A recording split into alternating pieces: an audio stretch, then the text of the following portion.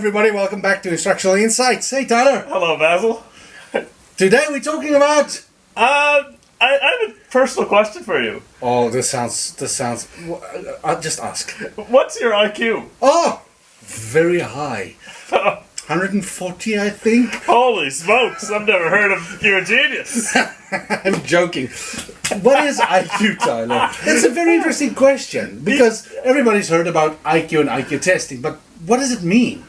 So it measures, it's called the intelligence quotient, and it's a measure of intelligence. And what they do typically is they take your actual age, and then they give you a test with everyone around your same age, and you divide it, and that's where you get your IQ. All right, so there would be a score then. Like they give a numerical value to it, right? Yeah, so these tests are so well tested that the mean, the average of the scores is going to be 100. And it almost always works out like this way. And most people are going to score, like 68% of people are going to score between 85 and 115. So right in that zone, that's around your, you'd say, average intelligence. Okay, so if most people, if we get 100 people in a room and we of the same age and we test them, 68% you said? Are going to be right around the middle. Almost all the rest are going to be just above that on the other sides, and there's going to be only one or two probably in the extreme. All right, so ends. The question is, it's been done quite a few times before, right? It's been done for years. It's been done since I think before the 1900s. It's been going on forever. All right. So why I'm asking this question is because many people would argue: is this reliable? Is IQ testing, is it reliable? Is it something we can trust? It certainly does good at what it's trying to do. Yes, you could. It's been so well normed and tested, and so there's no denying it. It's a proper, well-developed test. It's been done for a while, and it delivers the same results. So it's reliable, and its validity cannot be questioned. Yeah, but the thing is how you use it is the most important question. I think that's the thing. So how can we use it? So we get a few students in the room, we test them, we get the results. How can it be beneficial to the student or to the school assisting or developing that student's potential? So there's certain types of tests on the questions, and if there's, say, 5 questions in a certain area, a student gets them all wrong, but they do well on other ones, you can tell they might have a deficit in that area you could help them out with. Okay. You can also easily see their strengths from the test, what type of questions they're doing well on. So what you use it for, you use the data, you can decide who needs some extra support and who needs some certain adaptations in the class. All right. So on both sides of the spectrum, because it's not just just students struggling. There might be students that's on the higher percentage, and they might find classes not stimulating enough. Oh, they're probably going to find it boring. If someone doesn't like you, 140 plus, they're going to find typical school incredibly boring. Yeah. So the big issue is this.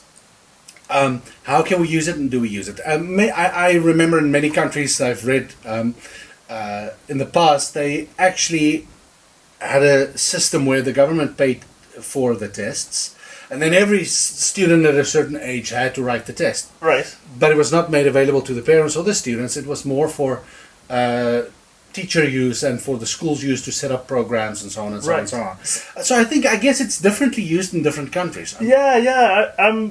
We're going in the direction in Canada. It's just used when someone sees a need. Okay, so if a child, let's use the case on the extreme high end.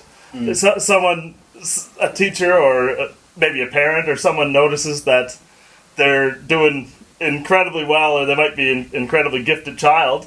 They'll probably bring it to the guidance counselor of the school to write an IQ test, and then see what you can do with that. If they score such a high score like that, or a low score, the low score, on the other hand, can probably a low enough score would probably make that child eligible for some special programs. Support programs, yeah. And even so, like we said, if you can find some certain weaknesses in one area would suggest maybe a specific learning disability Yeah. that people can I do, try to help. I do like that. The problem with sort of make it compulsory and then giving parents access to it, it becomes sort of a competition tool, you know. And I think that's one of the fears. Right. My child scoring higher than yours. We don't want that. That's not the purpose of IQ No, testing. and that's not what it's for. It's, Yeah. it's the scores aren't good or bad. They're just a test of where you are at that moment. Exactly, Is what it and is. it's very important, and it can help and support teachers and facilitators to develop programs to support students' growth, right? And that's something I think we should keep in mind. Right. So some people are still probably going to be a little wary of the IQ test because in the past it hasn't been used the way we're talking about. Mostly, it's been used strictly to stream people. Like if Yeah. you get this high, you're in this class. This high, you're in this Yeah. class, and this high, you're in this class. And then it's going to limit open a lot more doors for others and close some on Yeah, the yeah, others. yeah, and that's not. Yeah, that's unfortunate. And people are still worried about that, of course, because Yeah. it's hard to get over that. Yeah. But from what I understand, most educators and psychologists working within the schools are really trying to use this as a tool for advocacy for the children. There's also a lot being done and a lot of research going into intelligence. I mean, if you think of multiple intelligences, or the whole, Yes. or the holistic approach to it, and we can do that in another video. Certainly. Because it's a very broad topic, and there's a lot of research ongoing with it. Right? There's a lot of ways someone can be intelligent. Yeah, that's Yeah. true. Well, what do you think about intelligence testing? Do you think it's something that's efficient? Is it something that we should do, shouldn't do? Give us your opinion. Yeah, thanks a lot, folks, and see you next time. See you next time.